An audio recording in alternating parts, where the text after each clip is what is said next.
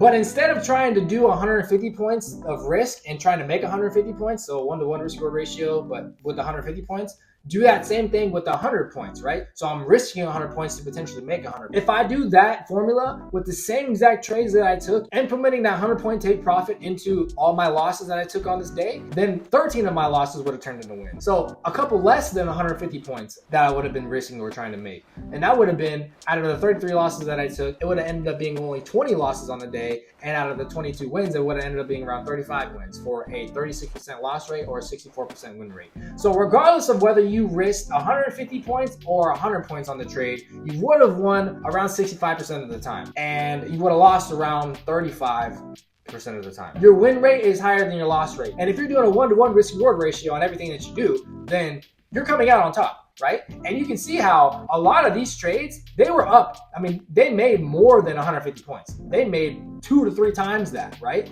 So you don't have to exactly execute out at 150 points, but if you did, then that would have been the win rate. But now let's deep dive even deeper into this, right? Because these are all the trades that I took throughout the day, like that I actually took. Now let's say if I cut out some of those trades. I always talk about the 50% retracement zone being the zone that, like, that's where you want to see where price reacts. You want to watch what happens at that area. So let's say that I'm still shorting, right? I'm still taking all these trades, but instead of taking all the trade opportunities that I see, because this is a trading range day, I'm only going to take the opportunities that I see in like the upperish halves of the range. I'm going to tell you what I mean when I say like upperish halves of the range. So let me get into this. So let's get rid of this, and we'll put like that. All right, so this is the range that we're going to be basing all these trades off of, right? This is the low of the range down here, this is the high of the range up here, and this is the 50% area of that range, right? So what we're going to try to do is only focus on trades that were up in the higher-ish levels of the range versus getting rid of the ones in the lower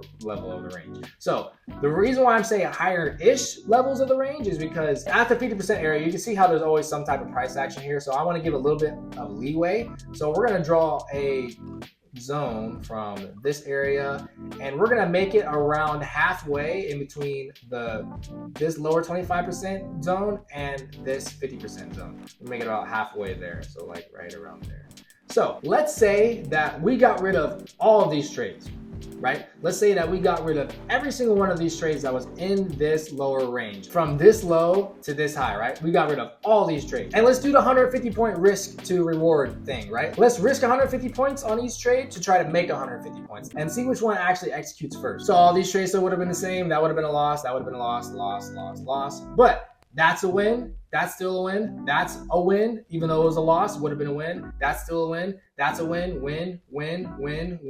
Win. And now all these trades down here, I wouldn't have even taken them, right? Because they're in this zone. They're in the lower zone. So you can X out all these trades. I wouldn't have even taken them. This trade right here, yes, it still would have been a loss because it didn't hit this 150 point range and it hit down here. But look how far it was in profit. If I had entered right here, price touched down here before it went up there. So it was actually up 120 points at one point in time. So you could have taken that profit if you wanted to. Let's continue on though. And this right here was a win that I ended up taking, but it wasn't a 150 point win. So I'm not going to count that as a 150 point win, but in real time, it was a win that but like I said, all these didn't count. So they wouldn't have been there. That still would have been a loss. But all these losses, that would have been a win. That would have been a win. That would have been a win. That would have been a win right there. That would have been a win. Win. I mean, look at all this. Look, win.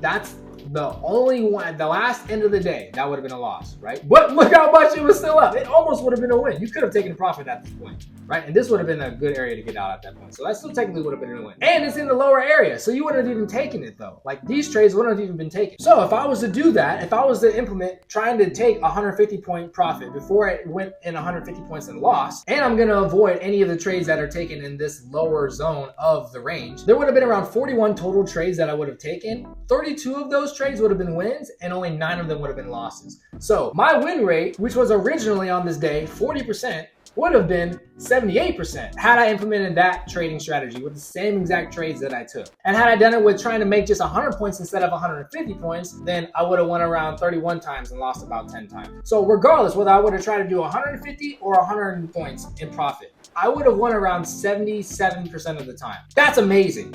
That is amazing. If you can do that, you're gonna make a lot of money, which is why I know at some point in time, I'm gonna make a lot of money. I just have to continue to do what I'm doing and continue to just improve on my craft. I'm there. I know that it's gonna take time, but I'm only 28. If I continue to do what I'm doing right now, I'm telling you, I'm gonna be able to make a lot of changes, a lot of positive changes in this world. So that's why I'm doing what I'm doing right now. But look, 78% win rate. That means that pretty much you can just round this up to 80% because that's pretty close to 80. That means that of every single trade that I take, I'm gonna be winning 80% of the time. That's fucking amazing. So that's all I gotta do is just implement that fucking shit. Just do the exact same trades that I'm doing. Take the same trades that I'm taking, but instead implement a strict stop loss of 150 points, right? I should try that because that would be my win rate. So to compare these numbers to something, let's imagine Steph Curry in basketball, right? Steph Curry is the best shooter of all time. There is no three-point shooter better than Steph Curry. And why is that? Because he has practiced and practiced and practiced. He has improved his game. He has mastered his craft by going over his deficiencies and his weaknesses, right? Doing this type of stuff on the charts and understanding why you took certain trades is how you go over your deficiencies and weaknesses to be able to get on top of them and begin to trade efficiently. Steph Curry is an efficient three-point shooter. He's an efficient basketball player because he knows where he's good at. He knows where he's not good at. He doesn't try to do what he's not good at. He sticks with what he is good at. He's horrible at dunking, so he does not dunk. He's dunked for the first time in the last 6 years. He doesn't dunk because he knows he's not good at it. He has a much better chance at making points if he does a layup versus a dunk. Yes, a dunk looks much better than a layup, but 2 points is 2 points. So same with this. There are so many trades that I take on this that had I just taken that 150 points, I would have won 78% of the time. Right? Or if I had taken 100 points, I would have won 76% of the time, right? But instead, I was trying to take the dunks, and me trying to dunk on everybody, I ended up losing 60% of the time and only won 40% of the time. So if I wasn't trying to dunk on everybody, if I was just trying to take the layups that were given to me, I would have won 78% of the time. And yes, layups are not as exciting as dunks, but Will Chamberlain scored the most points ever just by making layups and free throws. So you can just take what's given to you. You can just take the easy route. You don't have to try to go for the spectacular stuff on anything that you do. If you are efficient with what you do and you're consistently just knocking out, boom, boom, boom, one after another, trade, good trade, profit, profit, profit, profit, or layup, layup, layup, right? You're going to succeed. You're going to get to where you want to get to, right? You're going to win the game. So all I have to do is take what's been given to me, be more efficient with what I'm doing, understand, all right, if I take 150 point profits, I'm going to win 78% of the time on all these trades. I'm going to win 78% of the time. So I know that for me to be the most efficient, I got to take 150 point profit whenever I see one, and I got to avoid trades that are in the lower-ish half of the range. If I do that, I'm going to win 78% of the time. That is amazing. That is a winning formula. I'm going to be a millionaire. I'll be a billionaire if I do this, right? That's all I have to do. It's going to take a long time to get there, but these were my trades. This is literally what I did. So this is me going back and watching my film, right? Basketball players go back and they watch film of all the shots that they took during the game. They watch every move that they did to understand why they did those things. Why did I take these shots? Was this shot a good shot that I took? Was there a better opportunity on the floor that I could have taken a better shot at instead of the place that I did take it? These are all things that basketball players go over, right?